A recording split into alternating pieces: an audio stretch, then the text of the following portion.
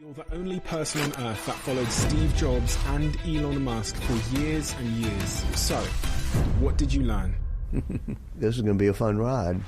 Walter Isaacson, one of the greatest biography writers ever, whose work allows all of us to learn from some of the greatest minds in history. And all the people I've written about who are disruptors, they tend to have had demons driving them. But for Elon Musk, it was particularly brutal. A scrawny kid on the autism spectrum, no friends, beaten up quite often. But the scars from that were minor compared to what happened when he went home. It took traveling around with Elon for 2 years, morning, noon, and night, before I could get him to open up about his father. And then it started coming out. Everything from his hard wiring to a psychologically abusive father helped make somebody who's addicted to drama. He was at Twitter headquarters. He decides they should get rid of one of the server farms. And the engineers say, we can't do it. He fires them. And then Christmas Eve, Elon forces his way into the server facility with a set of wire cutters and cuts the cable to the servers. It drove the teams crazy, but it drove them to do things they didn't think they could do. Because Musk spends 80% of his hardcore mental energy on... But is he happy? How did Steve Jobs change you? When he was dying, I was in his backyard with him, and he says, I regret.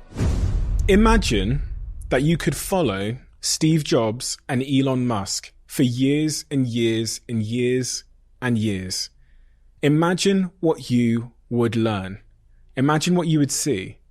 Imagine the value that you would take from that experience of following two of the greatest world-shifting entrepreneurs that have ever lived. Well, the man that sits in front of me today was given that privilege. He got to follow Steve Jobs until the day that he died. And he got to follow Elon Musk for years and years and years in order to write down what he saw and share that information with you. If you've ever wondered what it takes to be a genius, what it takes to change the world, what the cost is, the sacrifice, how to make decisions, how to think, and how and what motivates these world-changing entrepreneurs, in the next hour and a half, you find out. And before this episode starts, I want to make a deal with you. About 58% of you that watch this podcast frequently haven't yet hit the subscribe button. If you enjoy what we do here, here's the deal that I want to make with you. If you hit that subscribe button, I promise you that we will keep making this show better in every single way. And we have huge plans to turn this into more of a documentary style conversation where we work incredibly hard to bring in footage of the things we're talking about to give you greater context and greater meaning. So if you hit the subscribe button, I promise you that we will deliver an even greater version of this show. I hope you choose to come along on this journey. Enjoy this episode.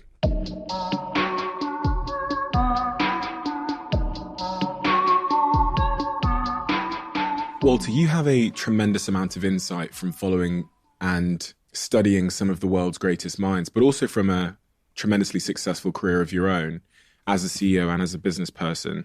For anybody that doesn't know, who are the individuals that you've been able to follow and study and had unique exclusive access to? It was mainly Steve Jobs who brought us into the digital revolution with everything from friendly computers to 1,000 songs in our pocket. And I spent about 2 years at his side doing a biography of him. And then Jennifer Doudna, who I think brought us into the life sciences revolution because she and her colleagues helped invent CRISPR, this tool that can edit our own DNA, which is like, whoa, that's transformative. And so I spent a lot of time at her Berkeley lab and learning how to edit human genes. And then after that, the next logical choice seemed to be Elon Musk, bringing us into the era of space travel, electric vehicles, artificial intelligence. And surprisingly, when I talked to him, he had read a couple of my books. I said, I just want to do this not based on 5 or 10 interviews, but based on staying by your side for 2 years, watching you morning, noon, and night whenever I want. And he went, okay. And then I said, but by the way, I'm not going to show you the book in advance. You get no control over it. And he went, okay. And I thought, all right, this is going to be a fun ride. Were you surprised? I was a little bit surprised, but if you know Musk, he has sort of a little superhero complex, and he thinks of himself playing big roles on the world stage, and he loves to be transparent. And I kind of suspected he would want to have this. There was a mutual friend who helped broker the deal, and the friend said, he wants a biography. I think he sees himself in the same trajectory as a Steve Jobs or a Jennifer Doudna. And why did you want to do it?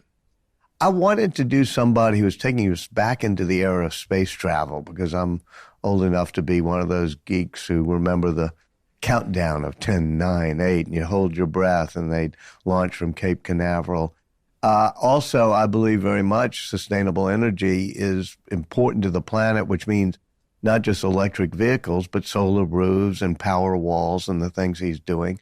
I also tend to think that he's a great engineer. He understands physical engineering. He doesn't understand human emotions very well, which is why he was better off with Tesla and SpaceX and not buying Twitter.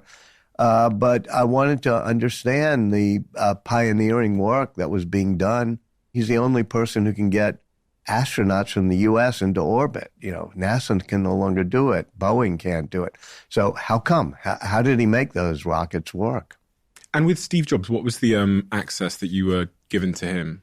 Oh, I stayed in his guest house right in his backyard for off and on for a couple of years. It wasn't quite the access I got to Elon Musk. With Steve Jobs, it might be 1 week every couple of months I'd spend with him. With Musk, it was 3 or 4 weeks per month sometimes. Steve Jobs was interesting, but he was mainly interested in the beautiful design and conceptualizing of products. And so we'd spend a lot of time in Johnny Ive's wonderful design studio at Apple headquarters, where Steve would spend the afternoon, hour after hour, walking around, even looking at things like the European plug for a charger and how it was going to be different from the American plug, but how curved. He just cared about God being in the details of each design.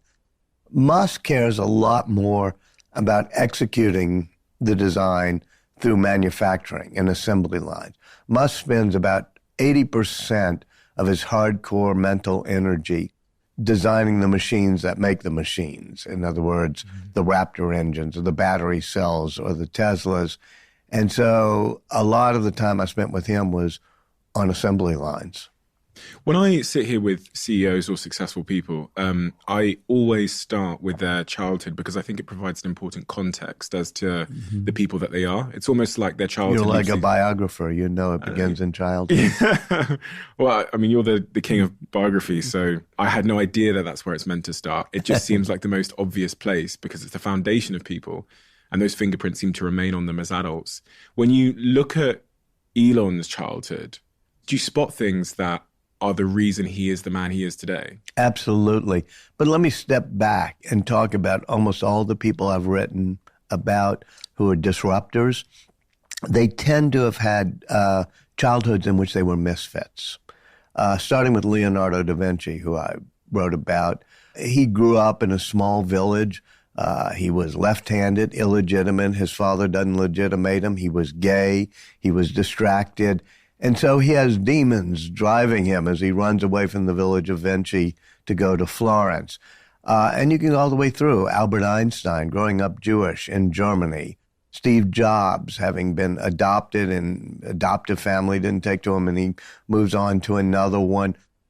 For Elon Musk, it was particularly brutal. He grew up in South Africa as a scrawny kid on the autism spectrum, so he had no social input-output skills. He was no friends, and he was beaten up quite often. But the scars from that were minor compared to what happened when he went home after being beaten up once. He was in the hospital for 4 days, but he gets home and his father makes him stand in front of him for 2 hours while the father tells him he's a loser and that it was his fault, and takes the side of the kid who beat up Elon. And so it's one of the oldest tropes in mythology, which is the aspiring young superhero fighting the dark side of the Force and finding out Darth Vader is his father, having to overcome those demons. I think most of us, I mean, you have a very interesting background yourself, from Botswana to Manchester to here in London. I think most of us have things that drive us, and sometimes there's some demons from childhood. But the question is whether you harness those demons or those demons harness you. And in Elon Musk's case, the answer is both. Do you find that that's nearly always the case, that those demons create both your, as Tim Grover said to me, Tim Grover was the coach for Michael Jordan, Kobe, and he speaks to everybody having a dark side and a light side, and they have a two-way relationship with each other. They typically come from the same place. So he'd speak to Michael Jordan's greatness coming from the same place that his dark side came from. And you've just described the entire theme of the Elon Musk book, which is darkness and lightness woven together, each coming from the same place, sometimes driving people crazy, sometimes driving them to do things they didn't think they'd be able to do. And you want to take out the dark strands of Elon Musk, the demon mode, as his girlfriend Grimes calls it, where he just truly gets cold and in a very bad place. But if you take out those strands, maybe you don't have Elon Musk at the end, because the dark and the light all come from the same roots. Shakespeare, as usual, said it best. Even the best are molded out of faults. And indeed, that's what you're talking about, whether it's Michael Jordan or Kobe or Elon Musk. What does Elon think of his father? Did you speak to him directly about him? Yes. He doesn't speak to his father anymore, of course, and it's a very brutal relationship. Yeah, but I spoke to his father. You did? Yeah, for quite a long time. And still, he's in contact with me. It took a year of traveling around with Elon Musk before I could get him to open up about his father. And that's why a biography done the way Boswell did with Dr. Johnson, and in a much smaller way I tried to do with Elon Musk or Steve Jobs, is important, because you're not just doing a few interviews. You're just with them day in, day out. And after a year, every now and then I'd say, tell me about your childhood, tell me about your dad. And he'd just stare blankly and be not wanting to speak. And then one day, we're actually on this plane flying to California from Texas. And once again, it was very quiet. Finally said, tell me about your dad. It was about the 20th time I'd asked him. He must have been silent for 2 minutes, 3 minutes. I didn't say a word. And then it started coming out, the stories of childhood. And so, yeah, he's still rattled by the memory of it. His father has had 2 children by a young woman that he had raised as a stepdaughter. And so that really messed up Elon's mind. Elon's father raised a stepdaughter and then had 2 kids with the stepdaughter, yes. And so there's, and he's talked about it. Elon Musk also is an astonishingly good engineer who gave many good things in childhood. He was at times successful, at times less so. Errol is his father. Errol is the father. But he also instilled some of these demons. So it's the most complex relationship. You know, Barack Obama begins one of his memoirs by saying, I think every successful man is either trying to live up to the expectations of his father or live down the sins of his father. And Obama says, in my case, it's both. Well, in Elon's case, it's both. And what did you learn, if anything, from speaking to Elon's father? I learned that he was like a Dr. Jekyll and Mr. Hyde in the Stevenson thing, in the novel. In other words, he could be a brilliant doctor, but then he'd snap into these demon-like modes, and Mr. Hyde, and hardly remember when he would snap back out and became Dr. Jekyll, hardly remember what happened. And that multiple personality was very much what Elon Musk himself says. Yes, I go through these things. Well, guess what? You see that in Elon Musk. Based on what you saw in some of the resilient leaders that you've followed, if your job was to create a really resilient child, what would you do to the child? That's such an interesting question. And those of us who have children in this day and age, I think we can't help but coddling them too much. I watched the way Elon was raised in South Africa, where his father gave him a motorcycle when he was 11 or 12 years old and driving, going around. He would almost free range be that way, Elon would. He could walk or go wherever he wanted, get beaten up, and his parents weren't hovering. Well, likewise, I watch Elon, who has 10 surviving children, and Elon is deeply committed to those children. He's almost obsessed by them, and yet, especially with little X, I don't know if you've seen the 3-year-old kid who is always in the pictures with Elon, like if you see a picture of Elon at the F1. He's always holding his... I'd be there at night. They'd be doing a solar roof installation at midnight, and Musk would be in hyperdrive, getting all the equipment and telling people what to do, because Musk loved to be hands-on. And I'd watch little X playing amid the cables and heavy equipment. And my instincts are like, go grab this kid and make sure he's safe. But I think that Musk, I remember when they shot off Starship, this largest rocket ever, for the first test, which went well for about 3 minutes. And afterwards, we're sitting down in South Texas at the launch pad behind it and having drinks in their fire pits. And Elon is there with his mother, May, his girlfriend, Grimes, and little X. And X is playing in a fire pit, just putting things in and my instincts are go grab the kid. And Musk says to me, when I was a kid, they used to say, don't play with matches. So I got a box of matches and I played with them behind a tree. And it was his way of saying, I'm going to let X continue to do that. And May Musk said, I think it's one generation of risk seekers training the next. So maybe we should allow our kids to be a little bit more risk-taking as opposed to hovering the way my wife and I do.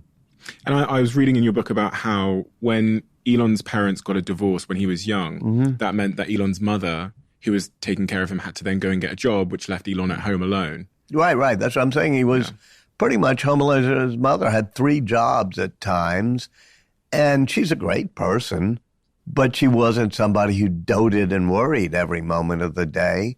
And so she was often not around and divorced from his father. At one point, Elon, as a very young teenager, decides to move back in with his father, which is psychologically, even now, May Musk says, why did he do that? And Kimball, his brother, says he associates pain with love. And Elon Musk says to me, adversity shaped me. It made me who I am.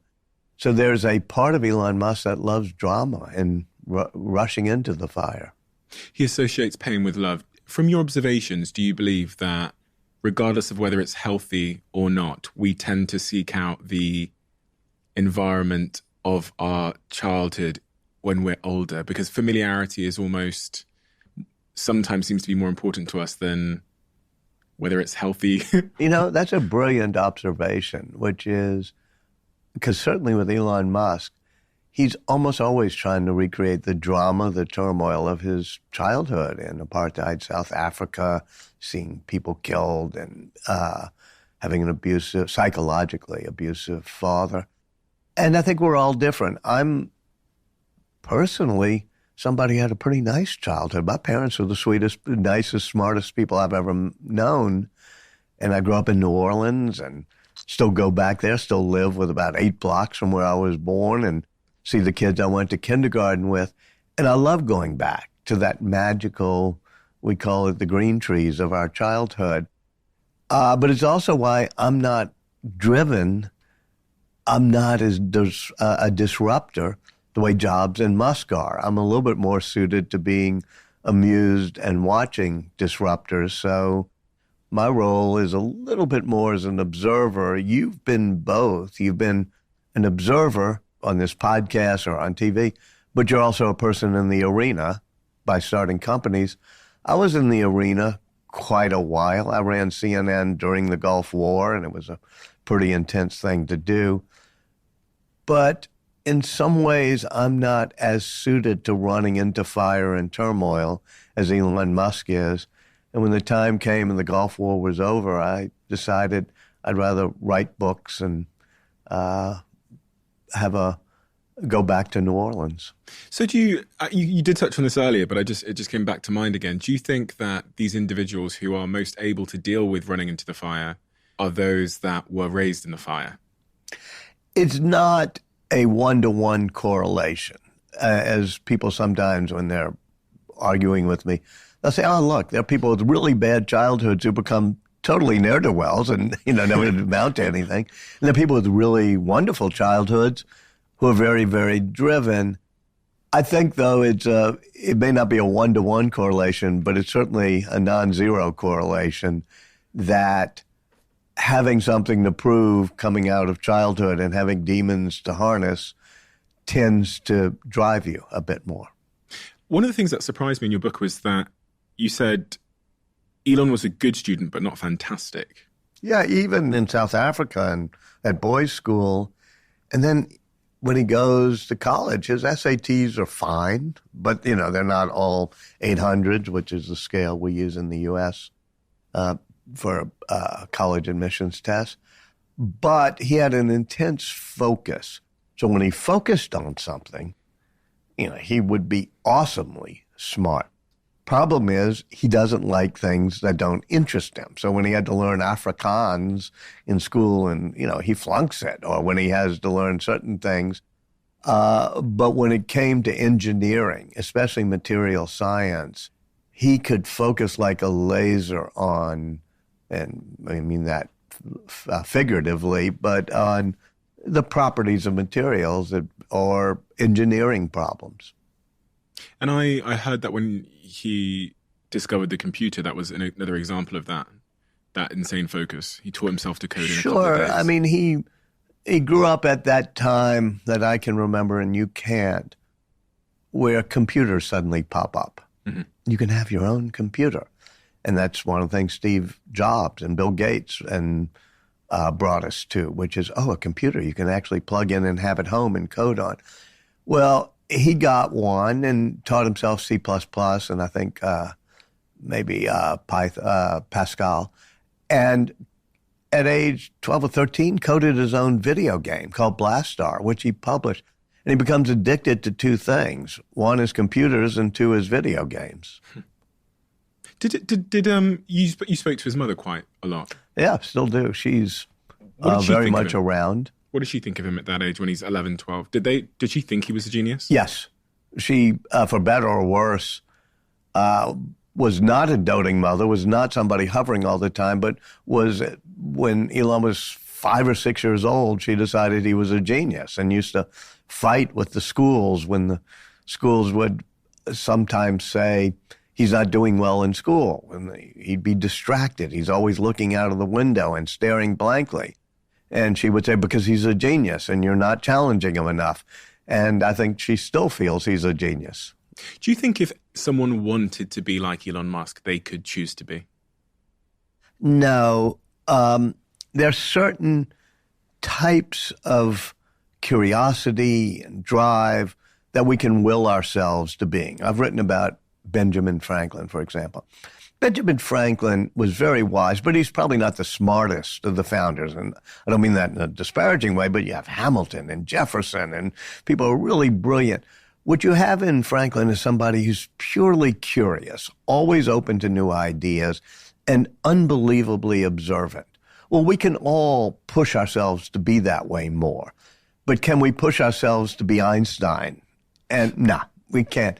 And for Musk, he has a certain intensity that I think that even if you drank 50 cups of coffee and, you put an electric volt prod in the back of your head, that focus and maniacal intensity and sense of urgency is something that's not instilled in most of us.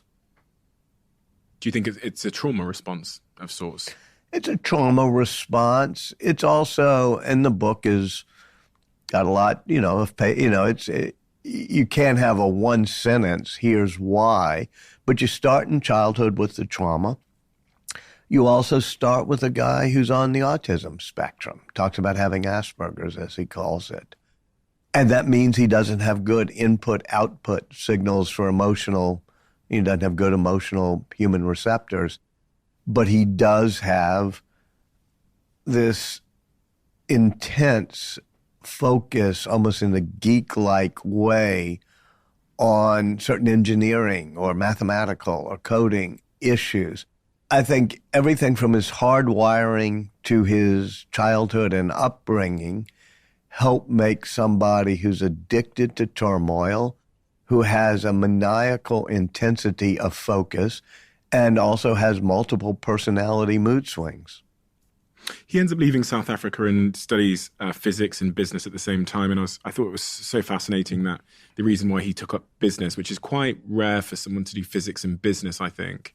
He said he didn't want to end up working for somebody who studied business and didn't understand the science. And he felt that if he didn't understand the business side, he'd end up having to work for somebody else. It's almost the first evidence of not the first evidence, but it's again evidence of his first principle thinking in play. Yes. First principle thinking is key to what is who that he for anyone is. that doesn't know? And first principles thinking is whenever you're faced with a problem, you just go back to the very basic physics of it. Not all the rules and regulations and not all the metaphors you may have saying here's the way to do things. But you first off say there are no rules, there's no regulations, there's no protocols except for the laws of physics. Everything else is just a recommendation. And to give you a concrete example, when he decides that he wants to send people into space as a young guy, at first he goes to Russia to see if he can buy used rockets.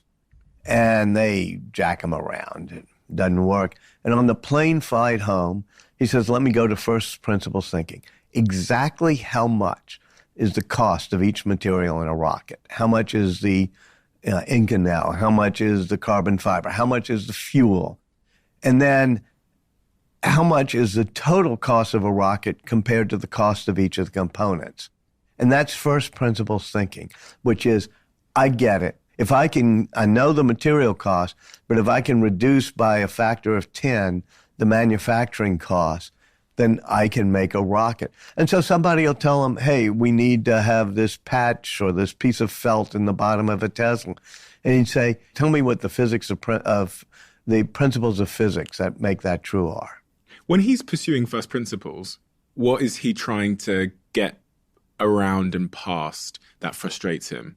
Regulations, rules, people who won't take risks. He says that, the U.S. was a nation of risk takers. Whether you came on the Mayflower, or you came across the Rio Grande, or you came from Eastern Europe fleeing oppression, your family took risks.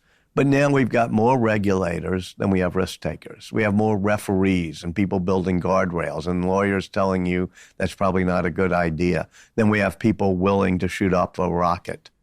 And I think by going back to first principles, he wants to be able to not only calculate risk, but take risk more than most people would. Was Steve Jobs the same in that regard? Steve Jobs was not focused on hardware engineering in the same way. Wozniak was his partner. But yes, Jobs had a particular phrase, very famous now, which was think different. And when Steve Jobs went back to Apple after his, sort of like Sam Altman, come and go, come and go. It took Steve Jobs a decade, not a weekend, to do it. He wrote an ad for Apple, and it had pictures of Einstein and other disruptive intellectuals. And it said, here's to the crazy ones, the misfits, the rebels, the round pegs in the square hole, the ones who think different. Mm. And then it ends by saying, because the people who are crazy enough to think they can change the world are the ones who do. And that was Steve Jobs' way of thinking, and it also describes Elon Musk. Have you seen moments yourself when you were following him where he was confronted by someone who had a default to telling him why things couldn't happen and why they couldn't be done? Oh, absolutely. I mean, there's like 20, 30 times in the book. It's just, and he goes ballistic. I'll tell you a fun one, which is just last Christmas, not too long ago. He was at Twitter headquarters, and he looks at all the engineering things, and they have 3 server farms, one in Portland, one in Sacramento, and one, I think, in Atlanta. And he does the calculus in his head, and he said, we don't really need 3 different redundant server farms. And the engineers say, well, yes, we do, because we need backups and we need caching or whatever. And he says, no, you're not going back to first principles thinking. If you look at this, anyway, he decides they should get rid of the servers in Sacramento. Well, they say, fine, but that'll take 6 months and he said, no, you can do it in 6 weeks. And the engineer, and I'm sitting there in the meeting, and he's getting really dark, and they don't know how to deal with him because this is like a month after he took over Twitter, so they don't know this dude. And they're saying, well, no, I'm sorry, Elon, we can't do it. And he'd say, you can do it in 6 weeks. And by the end of the meeting, he said, you can do it in 6 days. He gets really dark. And he decides he's going to fire them. But it's December 23rd. So it's like 2 days before Christmas. He does fire them. But the next day, Christmas Eve, he's flying from San Francisco to Austin, Texas to go home for Christmas. He's with 2 young cousins on the plane who are engineers. And one of them says, why don't we just take those servers out ourselves? Elon Musk makes a U-turn in his airplane, tells the pilot to go to Sacramento. They were already over Nevada. They land. He rents, there are like 4 of them on the plane. They rent a truck, a sort of what we call a U-Haul truck, a rental truck. And they go to the server facility, and the guard there is like flummoxed. It's Christmas Eve, and they're forcing their way in, and they're looking at the servers. And one of the engineers says, well, we can't take them out because we need engineers to take off these elevated floors, those floor tiles where people say. And Musk turns to his bodyguard and says, do you got a pocket knife? The guy goes, yeah. And he takes a pocket knife and pulls up one of the vents, rips up the floor thing, goes underneath the floor panel with a set of wire cutters that he got from Home Depot and cuts the cable to the servers. And they start moving them out and put them in the U-Haul truck. And this is Musk and by the way, it's typical of Musk because it works fine for a few days. Then you can see the service getting a bit degraded, but then eventually it comes back. And he says, you got to take risks. If you're not sort of causing 20% of the problems from the risks you take, you're not taking enough risks. But there it is, and they got rid of that server farm in Sacramento. What happens to the people that Musk works with when they see that case study, that in that moment, when he presented that they could do it in 6 weeks, and it turns out he was right, that it could be done quicker? Is that what sort of galvanizes the cult? Totally, and about 20 to 30% of the people who work with him can go march through fire with him that way and realize what he can do. But it's why 80% of the people who worked at Twitter when he took it over are gone. But it's tough to work with him. There's another scene in the book where on a late Friday night, he's down in the southern tip of Texas where they have the launch pad for Starbase.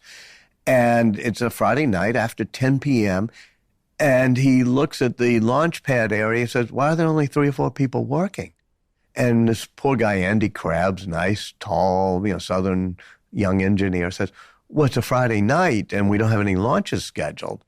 And Musk goes dark on him and says, I want tomorrow 100 people working. I want them to come from California, Florida, get them in here, and we're going to stack this rocket, even though we're not planning to launch anytime soon, but we're going to have what's called a surge. And they fly people in. People are sleeping on the ground, on the floors, to do this surge.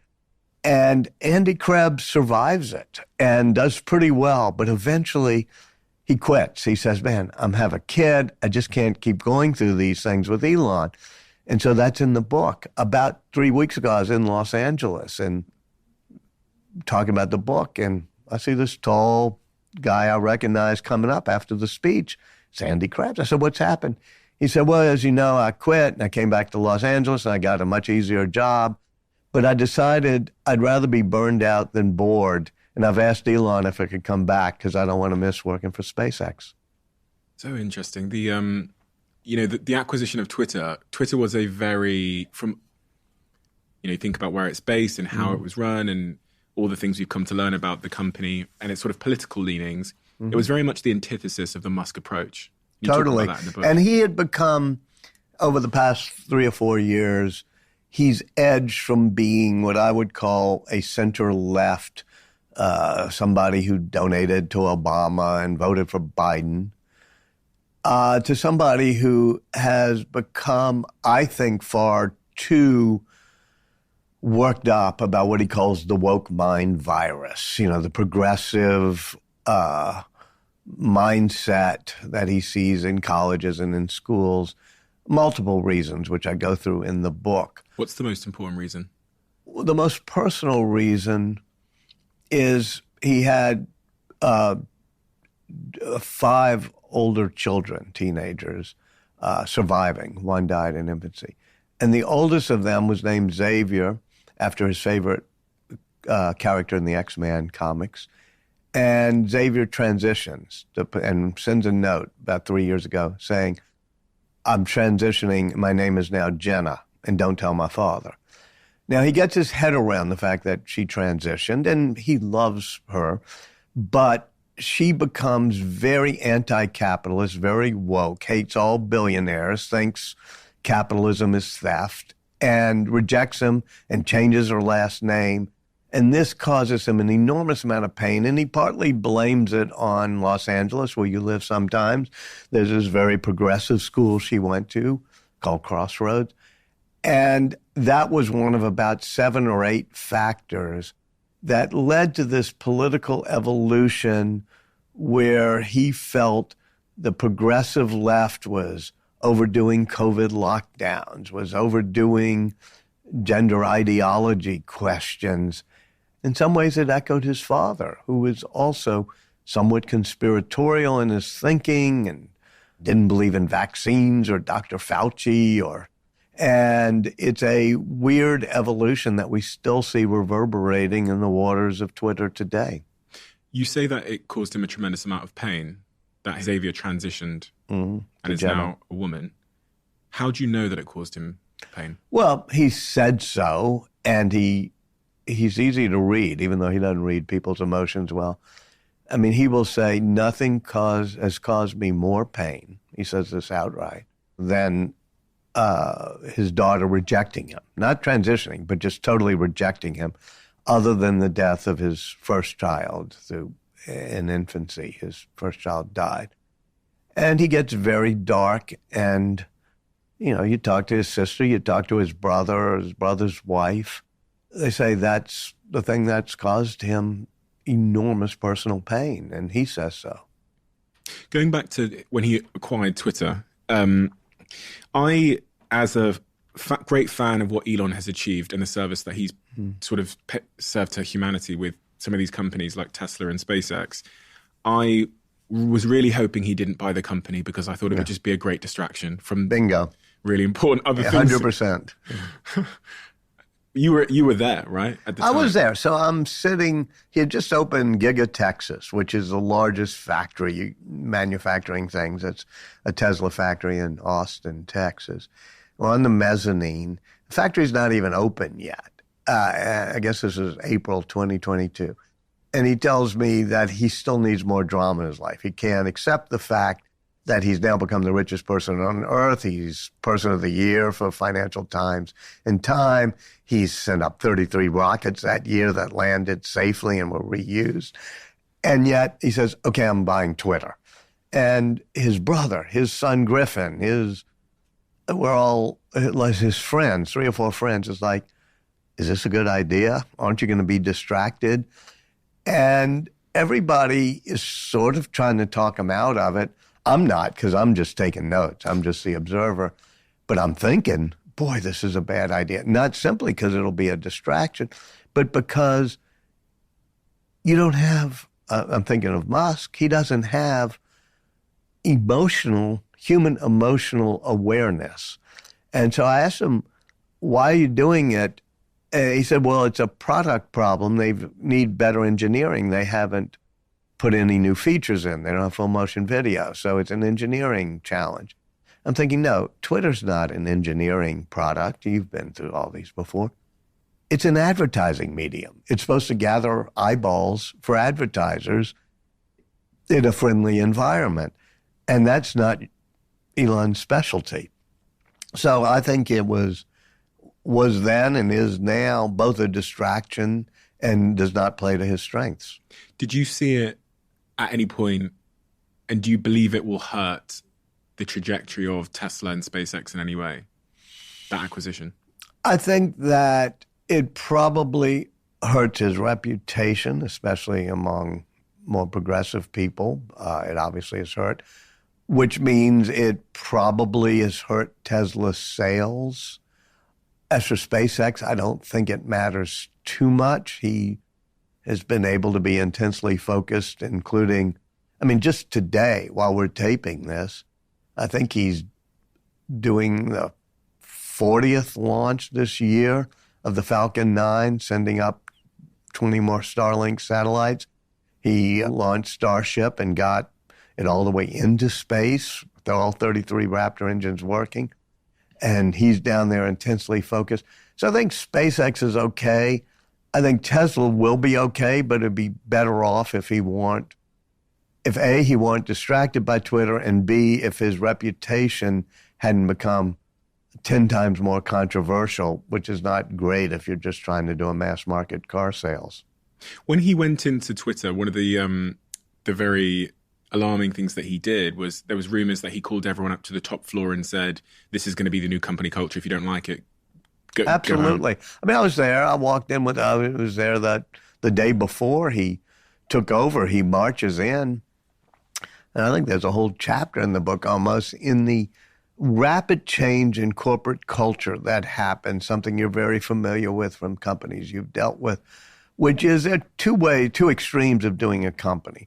One was the way Twitter was, which is nurturing and sweet and having yoga rooms and artisanal coffee bars. And when Musk walks in, they're showing him how we have quiet spaces for people who need, to get their mental energy restored. And they said, we value psychological safety.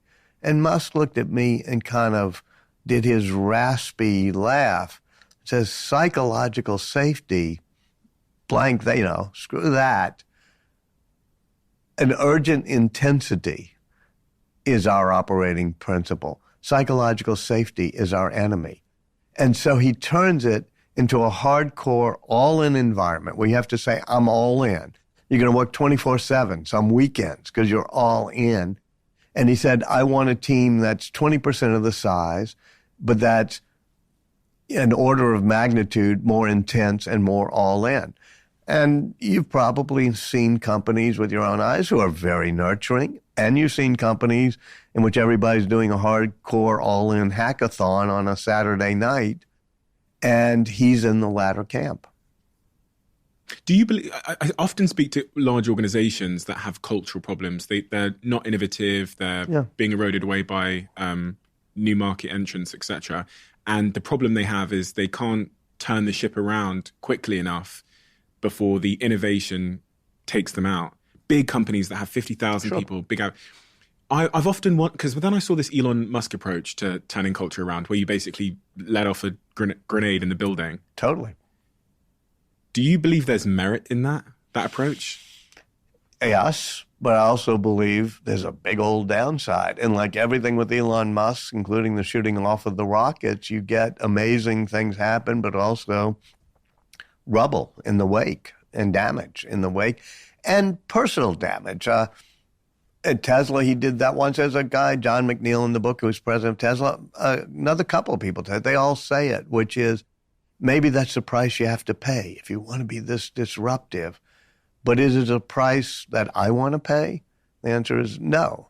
And maybe it's too high of a price, causing so much emotional turmoil.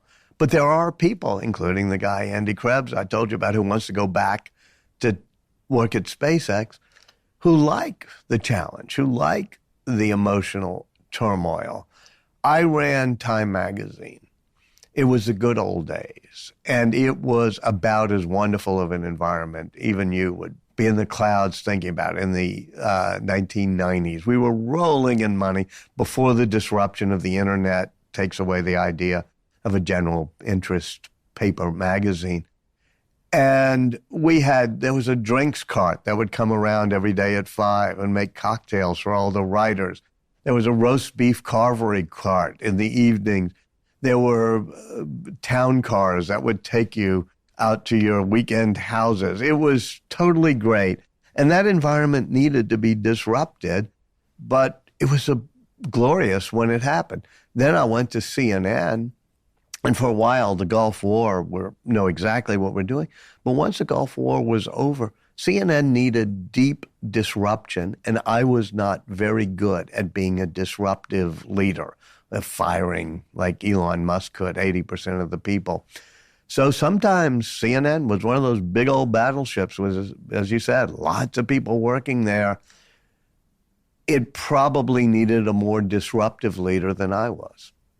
So interesting. So do you think that there's a certain type of cultural approach that suits a certain type of company, especially as we look at the world of AI and robotics and how things are going to be accelerating so quickly in technology? It seems to be the case that companies are going to need to disrupt themselves faster than ever if you believe some of the forecasts about the future that people like Ray Kurzweil posit.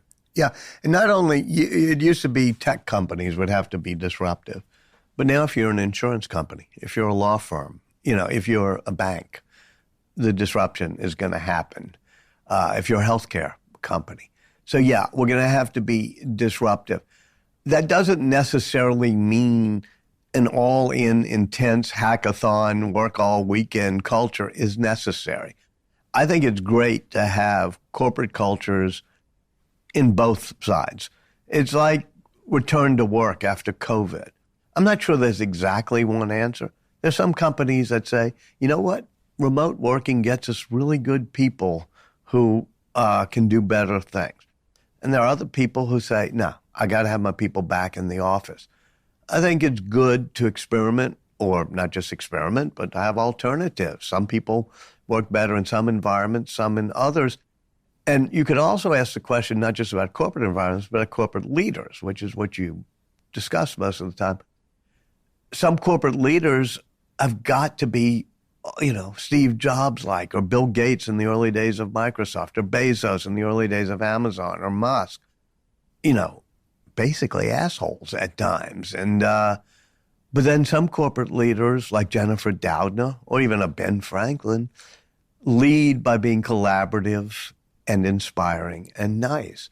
And I think the advice any CEO needs is the oldest piece of advice on this planet maybe for humans, which is on the Oracle of Delphi Arch, which is just know thyself.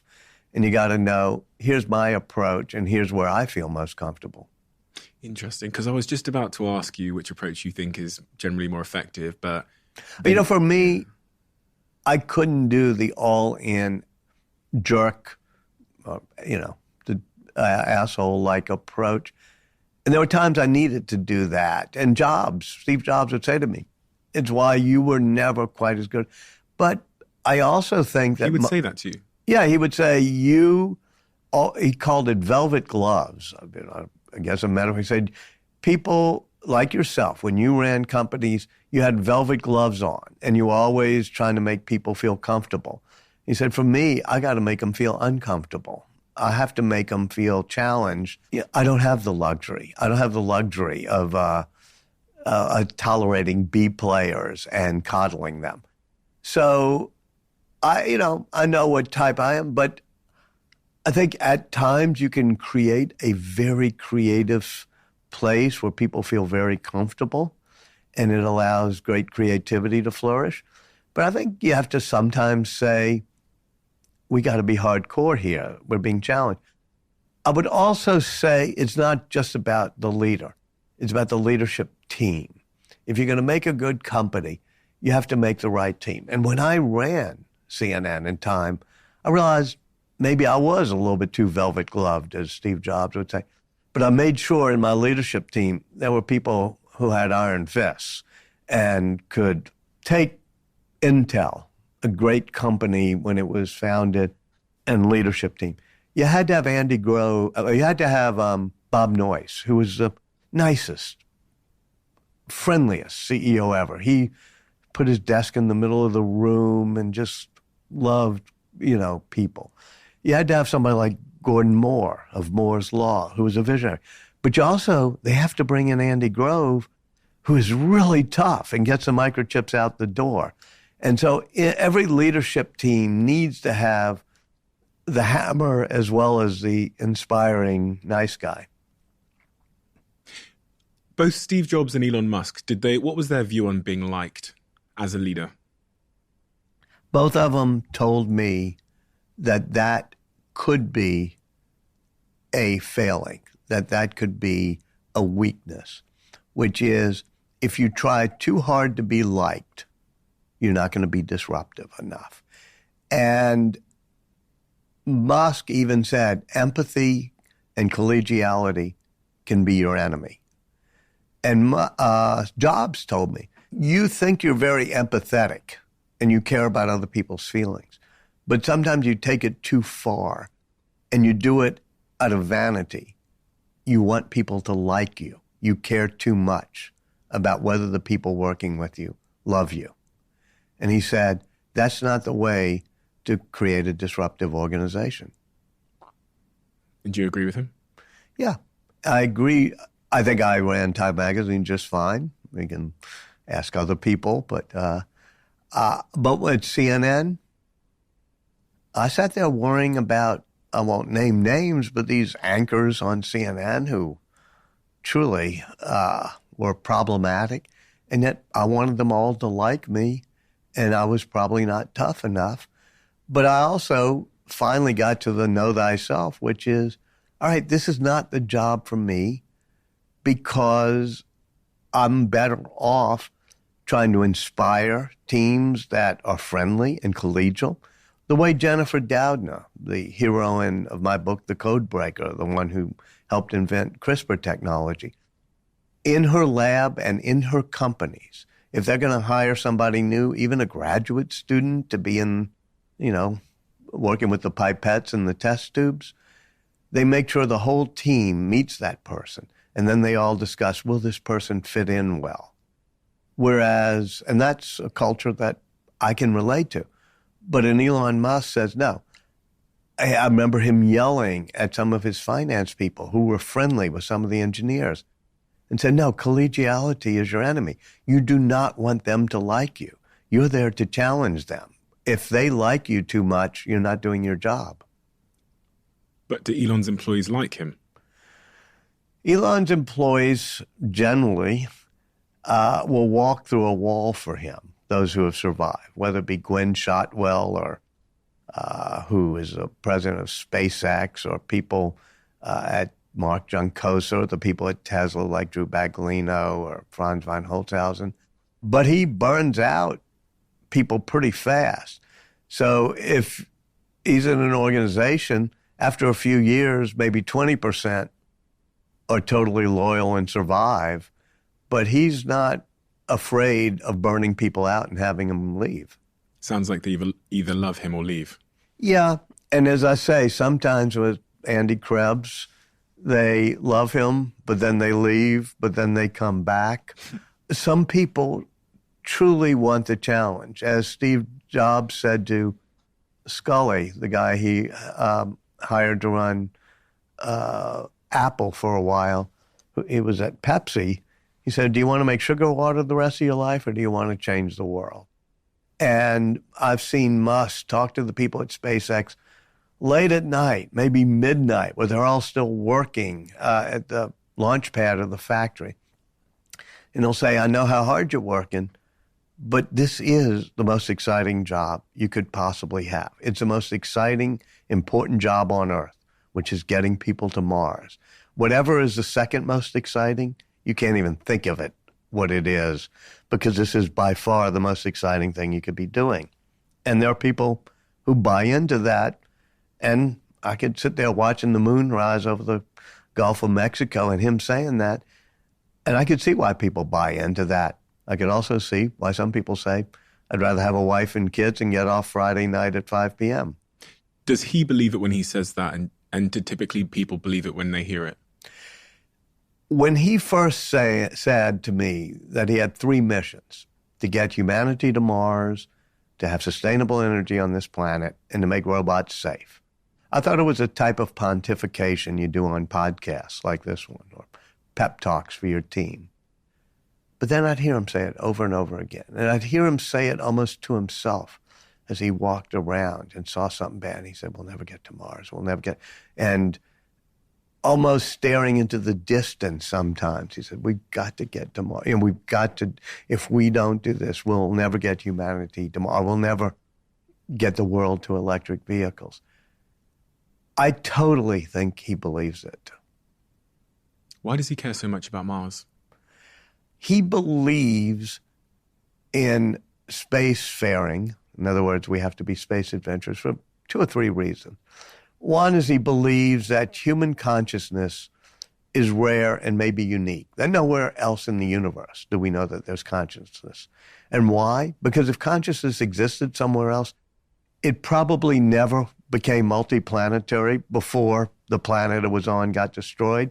It's not something you and I wake up worrying about, but it's a kid. There's a 15-year-old. He's worried about the extinguishing of human consciousness if something happens to our planet. Secondly, he says it's the great adventure.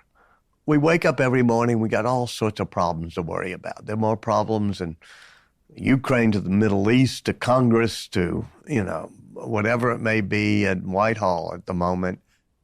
But we have to have our vision set on some things that inspire us, that are truly make humans what they are. And there's nothing more inspiring than the notion of being an adventurer, of going to new frontiers. And the greatest new frontier is space. So I think those are the reasons. It's not because he wants to make money. If you decide you want to be the richest person on earth, step 1 isn't start a rocket company. So I think he believes in the mission. And do you think that he's at all scared that he might not get there in his lifetime? Yeah, I think that he wakes up all the time calculating that he's 50, 2 or 3 years old, that maybe he's got 30 years. Not that he necessarily wants to go to Mars, but he wants a mission to Mars. And he believes it'll be within 10 years. But he's always wrong by 2 or 3 times, like how fast self-driving will come to be, how fast the Cybertruck will be made, how fast we'll get to Mars. I think in 30 years, there will be missions to Mars. I think in 10 years, it's unlikely. And I think that's the spread that he's worried about. As someone like Elon that thinks in terms of first principles, when he's doing those calculations about how long he's got left to live and the development of SpaceX and rockets and trying to figure out if he'll get there in his lifetime, does he not then look at his health and go, well, one way to extend the amount of time I have on Earth is to really obsess about my health? From everything I've read, he doesn't seem particularly interested in his health. Now, he makes fun of his tech bros who are sitting there with longevity plans of how they're going to live to be much longer. And no, he does not care enough about his health. He's overweight now. For a while, a year ago, he decided to go on an intermittent fasting diet and also was using whatever those drugs are called, the diet. The weight loss drugs. Yeah, those weight loss drugs. And I remember being with him one morning. He could only have 1 meal a day because of this. And we went to something called the Palo Alto Creamery, I think it's called, some diner, and Little X was with us. And Musk ordered a double bacon cheeseburger with sweet potato fries and an Oreo chocolate chip milkshake and said, okay, it's my 1 meal of the day. And I'm thinking, I'm not a diet expert, but this does not seem like the healthiest way to either lose weight or remain healthy. Does that seem like a bit of a contradiction to you in some respects? That He's nuts. He's crazy. But he's not, I look at, say, Sam Altman. Sam Altman is very disciplined in both exercise and diet. Jeff Bezos is now that way. Elon's not that way. You're probably pretty good at diet and exercise, me.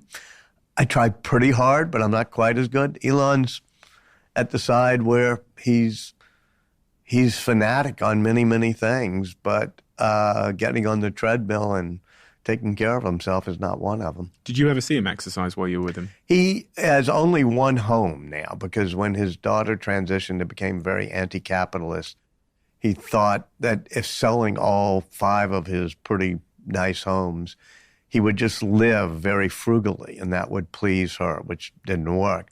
But he's got this 2-bedroom house in a town in South Texas where Starbase is. And there's a little room that has one of those cross trainers. And every now and then I'd be just sitting in that house day in and day out. He'd say, maybe I should use that more. I don't use it that much. I've never seen him say, well, I've got to go to the gym.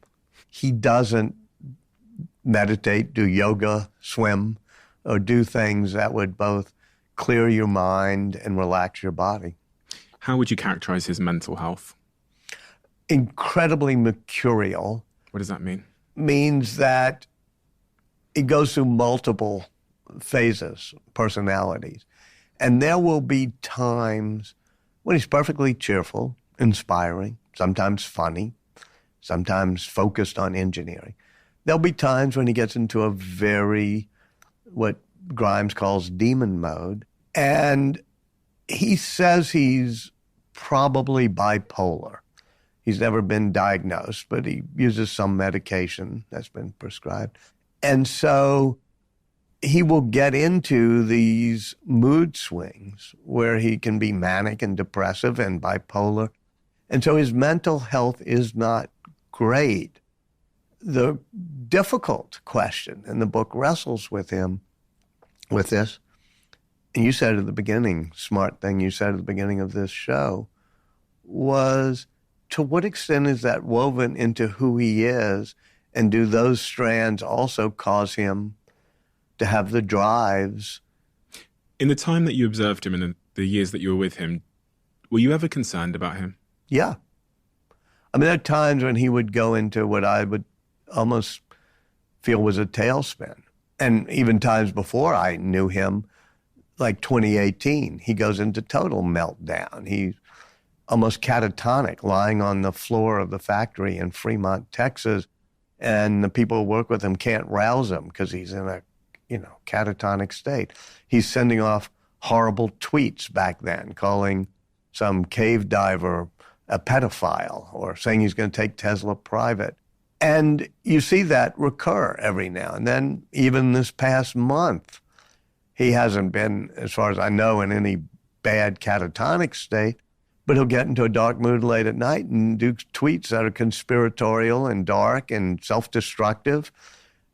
At Christmas, he was with his brother and some other relatives, and they all sit around talking. This is the day after the server farm anecdote I told you about.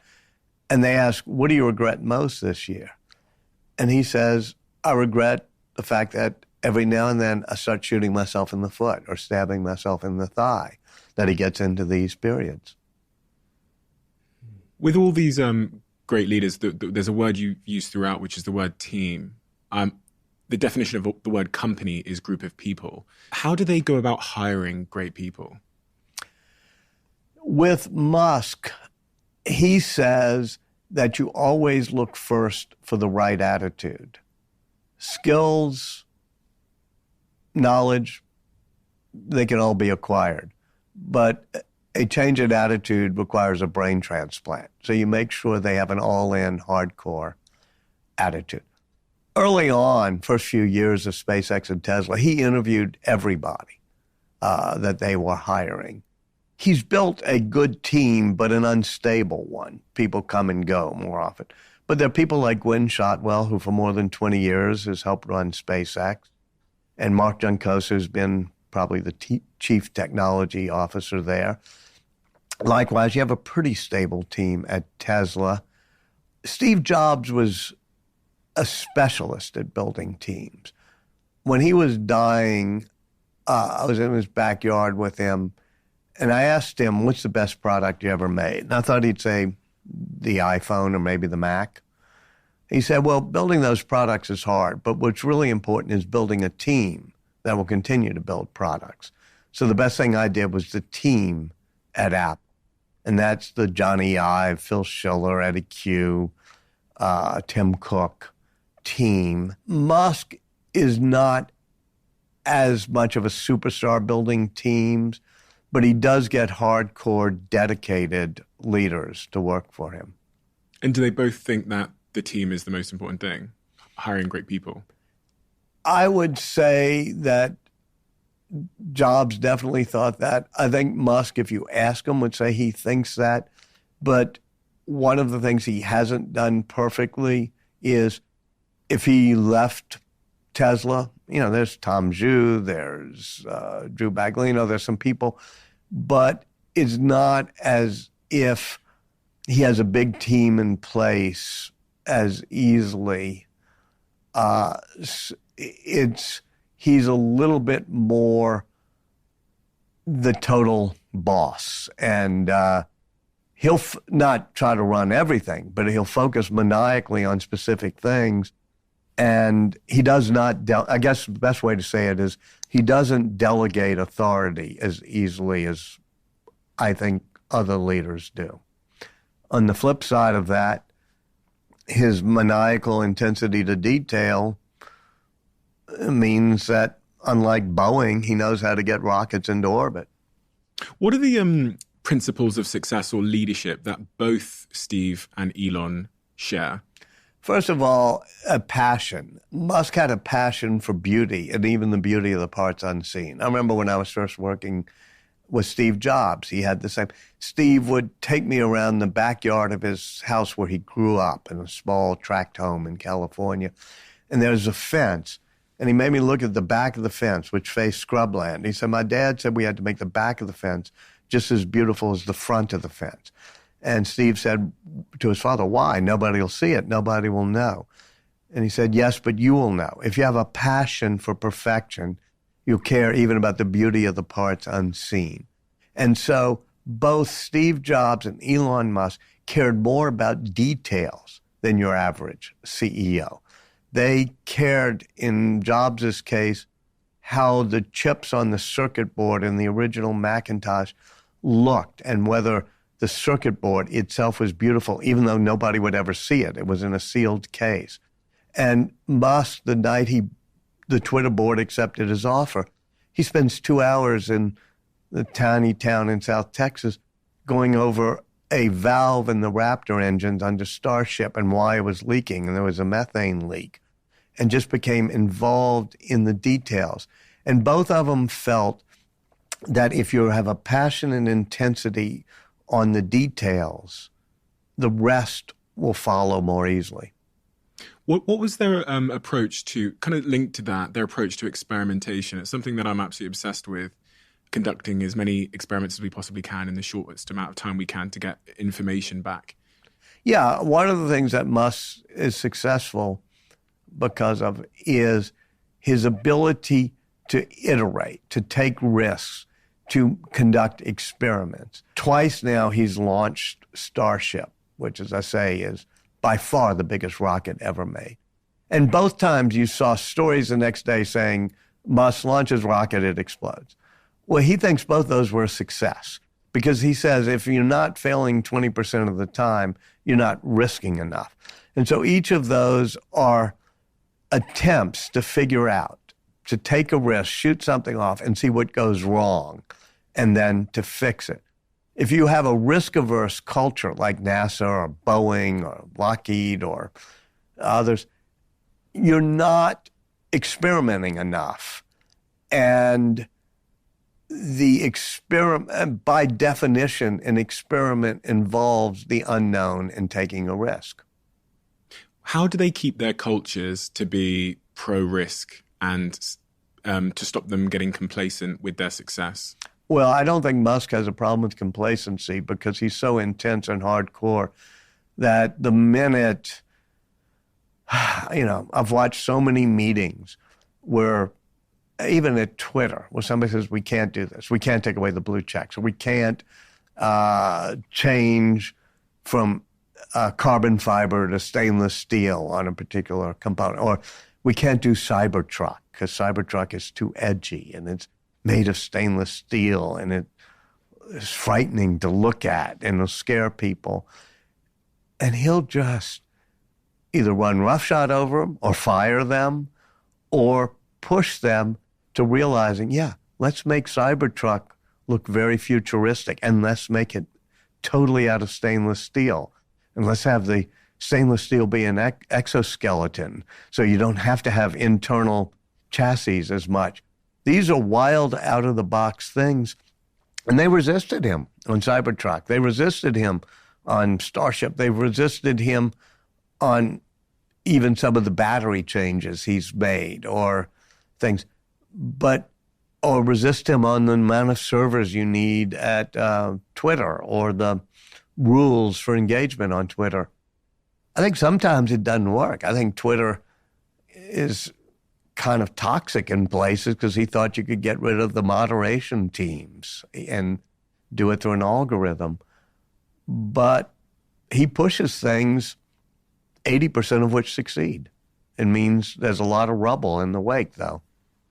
Do you think they're somewhat delusional, these people? Steve Jobs? I think they're crazy, and as Jobs would say, crazy enough to think they can change the world, and thus they become the ones who do. Delusional, the phrase they used for Steve was reality distortion field, which is just a geek's way of saying delusional, meaning you can wish something and think hard enough on something and try to make it happen.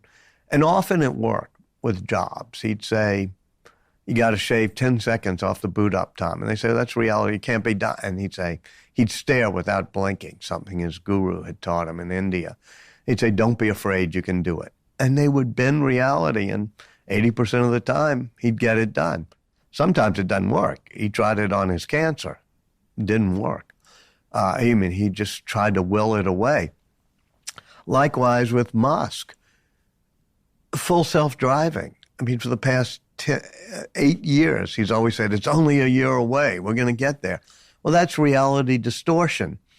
It's driven his team to go further with machine learning on full self-driving than most companies, but it's also a reality distortion that hasn't yet paid off. Deadlines. You talked kind of about it there. That's the same thing, which is being delusional about deadlines, but they're forcing functions. As Musk himself said when I was talking to him once, I said, deadlines, man, he says, yes, but I'm a specialist at turning the impossible into the merely very late. So he misses deadlines, but he tends to eventually deliver. The reason he's setting deadlines, even though he knows sometimes they might not be hit, is because it speeds up the team. Yeah, he says all-in intensity, a hardcore intensity is our operating principle. And you're not going to have that without deadlines. I remember so many times there were what his team calls surges. I'd see it happen almost every month in a different field. He'd say, all right, we have to stack this rocket by Friday. And they'd say, no, it's going to take months. No, it needs to be stacked by Friday. And they'd work around the clock and do it. And then a few weeks later, he'd be on a house where they were putting a Tesla solar roof tiles. And he'd say, you have 24 hours to redo this house. And they'd say, well, that's nuts. But he'd be there at midnight on top of the roof. Himself. With a little X playing on the cables down below. And he would use it as a forcing function. It drove the teams crazy, but it drove them to do things they didn't think they could do. Is he happy? No. He's somebody who not only is not usually happy, but he doesn't value happiness. If you said, what are the top 10 things you want in life? I don't think happiness, pleasure, calmness, sweetness, going to the beach, none of those would be in the top 10. He Tallulah Riley, who lives here, who was married to him, the English actress, great English actress, she said, he's not the type who can stop and savor or smell the flowers. He doesn't want to sit back and be content and be happy. And I asked him about it. I said, okay, you ever happy at what you've achieved? He said, no, I'm like a video game addict. When I get to one level of the game and I've succeeded, all I can think about is moving to the next level of the game, be it Elden Ring or Polytopia. Is that common amongst the great leaders that you've studied? No, it was definitely true of Steve Jobs, who, having built the great computers, suddenly says, I want 1,000 songs in my pocket. And then when he has the iPod, it's so successful, and all he does is worry about the fact that something bad could happen. And he says, well, what if people, the brain-dead people who make cell phones, realize they can put music on cell phones? Then we'd be out of business. So he starts working on the iPhone, and the iPod team says, well, that's going to cannibalize us. That's going to hurt our business. He said, we have to be able to cannibalize ourselves or other people will eat us for lunch. And likewise, Musk is always pushing for the next thing as opposed to happiness. Is that true of everybody? No, I mean, Jeff Bezos has the biggest yacht you can imagine and more vacation homes, and he's happier, I think. I mean, he likes to savor his success. It's also true that his space company, Blue Origin, hasn't yet gotten anybody into orbit. I don't know if there's a particular trade-off there, but I know Musk would say, yeah, I could be on a yacht somewhere, but that's not what I want. Do you think Jeff and Steve, do you think Elon likes Jeff? I think they're competitors, and there's 2 chapters in the book called Bezos and Musk, where they compete for a pad at Cape Canaveral, the storied pad 39A, where they get into big disputes and lawsuits over satellite levels. Musk says, but I want Bezos to succeed. I want him to be driving us into space, because the more do it, the better. I wish he would get out of his hot tub and off his yacht more often so that Blue Origin can be more successful. So that's not exactly a compliment. They don't hang out together. But I know that Musk respects Bezos. Bezos once tried to patent the concept of a self-landing, a booster rocket that could land upright and be reused, which Musk was already working on. And the idea that Bezos would try to patent the idea caused Musk to go ballistic. But since then, he hasn't gone ballistic on Bezos, and that got resolved. How did Steve Jobs change you? I think that Steve and all the people I've written about caused me to think more about what's the larger mission and to care about even things people couldn't see, as I said, like the circuit board inside the Mac. And you always know whether you're cutting corners when you're writing a book, doing a podcast, starting a company, and being honest with yourself about that is, I admire deeply Steve Jobs' passion for beauty, his passion for the product. And all of them felt they weren't trying to make the most money or build the most valuable company, although they did. Apple becomes that, Tesla becomes that. They become the richest people. But they're doing it not for a passion for profits, but a passion for the product. And specifically Elon, spending that time with him. Yeah. I go back to the know thyself. I can admire Musk. I can respect what he does. I also know it's the price he pays for his success is a price that I think is too high for me, meaning I'm not going to be that rough on the people around me. I've been married more than almost 40 years, and, I care about this balance of work and life and other things. Musk doesn't care about that. So I know that each of us has to decide how do we do the balances that make us feel the most comfortable. And I watch Elon and can admire his intensity, but also know the downsides of it. And then in a more complex way, which is what the book is about, understand how the downsides, and you said this at the very beginning of the show, the downsides and bad traits are so interwoven with the good traits that you can't disentangle the fabric. The algorithm you write about in the book, this 5-step approach that Elon takes towards sort of product development, when I read about it, it kind of just seems like more of the same Elon, which is like this sense of urgency, speeding things up and caring a lot about the small stuff. Is that your characterization of the algorithm? And what is the algorithm? Well, the algorithm goes back to what you called first principles, which is step one of the algorithm is question every rule, question every requirement. If somebody says we need to have a felt pad between the battery and the chassis, and you say, why? And they say, well, it's a regulation or it's a rule. And you say, who made that rule? Who made that? Does it really work? Bring me the person, the name of the person who actually made it, and let me grill that person to see if there's a physics reason that has to happen. And so that's step one in the algorithm. And step two is Steve Jobs' step, which is simplify. Even on the iPod, when Steve made it, it's like, I want to be able to get to any song with only 3 clicks. I don't want a whole lot of buttons. I don't want a manual. And they eventually make the most beautiful, simple thing that becomes the iPhone after a while. Intuitive. Nobody has to read the manual for how to use an iPhone.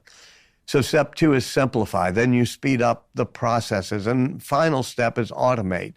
And the problem, Musk said, is when you try to automate processes that you should have deleted, you're not going to do it. But it's not just the algorithm. It's the algorithmic way of thinking, which is the manufacturing matters as much as the design of the product. So he puts his engineers and designers with their desks facing the assembly line.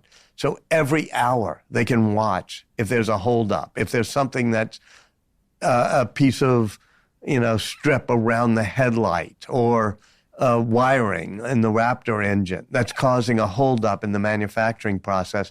The engineers and designers can see it every hour, which is why he doesn't do what most automakers now do, which is send something off and outsource all the manufacturing. He's got to watch it happen. And he makes people write their name on the parts of the rocket that they're responsible for. Yeah, and you gotta, it's like, who's in charge of this valve, and who's in charge of the cost of this valve, and who's going to get this valve to be cost down by 80%. And if you don't think you can do it, your name is on that mission, then step aside. We're not going to tolerate people who can't be on the mission. You mentioned your own family and your own relationships. The last question is about Elon's love life. Elon loves drama and turmoil, right? That's from childhood. He associates it with childhood and love. And whether it's at Twitter or at SpaceX or Tesla, he's always surging and wants drama. Well, for better or worse, I would say for worse, his emotional, personal love life tends to be that way. He likes drama and fighting and intensity in his relationships. Of the people he's been with, most have had this fiery intensity to them, from his first wife, Justine, all the way through Amber Heard, who I think's legendary in the intensity, shall we say, of the relationships, and to some extent Grimes now. There have been a couple of exceptions, one of whom I mentioned is Tallulah Riley, whom he was married to, English actress, and she's great and loving and calm and was a calming influence and was the best thing to happen to him, in my opinion, when it came to romance. But he always valued the intensity, and she rightly knew herself and said, this is amazing, and I really love everything happening, but this is not who I am. I want to be back in a more calm environment. And eventually she leaves and comes back to England. So with his own children, his lovers, his wives, there is the same intensity that's baked into everything he does. But he seems to have a longing to be with somebody. He seems to be... He's always afraid of being alone. He said that he was so lonely as a child that his biggest fear is being alone. He always loves having one of his children. I mean, down at the rocket launch, there's Griffin, there's X. He has a child who's autistic and, needs a minder generally. I mean, enough so that he's still a very wise teenager, and even asks things like, why doesn't the future look like the future, Dad? Which is one of the things that spurs Elon into making Cybertruck so futuristic. So he always likes having some of his children around him. He always likes having a companion. But that doesn't mean he likes calmness. So interesting. We have a closing tradition on this podcast where the last guest leaves a question for the next guest, not knowing who they're going to be leaving the question for. And the question that's been left for you. With all you know about the nature of what it is to live a happy, successful life, what do you think is the single most important characteristic to be happy and or to be successful? Knowing your mission and knowing yourself. Maybe that's two things, but it took me a while to know myself, meaning what I was good at as a leader and what I didn't want to be good at. But also I know the mission that I'm trying to do in life. And it's not getting humanity to Mars. It's not the grandest of all missions. But I think if you know yourself and what you value, then the happiness follows. And what is your mission? My mission is that there's certain things that inspire us, that make us aim higher and make us better. And as a journalist, as a writer, and now as a biographer and historian, I like to tell the stories about people who moved us, who rippled the surface of history. And from those lessons, we all, in a smaller way, can be on a journey that's not just about ourselves. When I speak to my college students, there's always graduation speakers that say, follow your passion. And I say, no, it's not about your stupid little passion. It's about connecting your passion to something higher than yourself. So figure out what that mission is for you. And I do it through storytelling. Now, storytelling isn't as elevated as rocket building or automaking, but it is the oldest, most venerable, valuable way we have of passing on values, is telling stories. Whether it's around the first campfire ever built, or whether it's Homer doing it in the Odyssey, or the Bible with a great opening sentence, in the beginning, comma, telling us these stories. I think there's a role in society for storytellers that try to make us better. Well, you have very much taken on that role in a remarkable way. I very rarely pre-order or pre-save books ever. Yeah. But based on the books you've written previously, this was one of the books that I bought on both audiobook and both physically.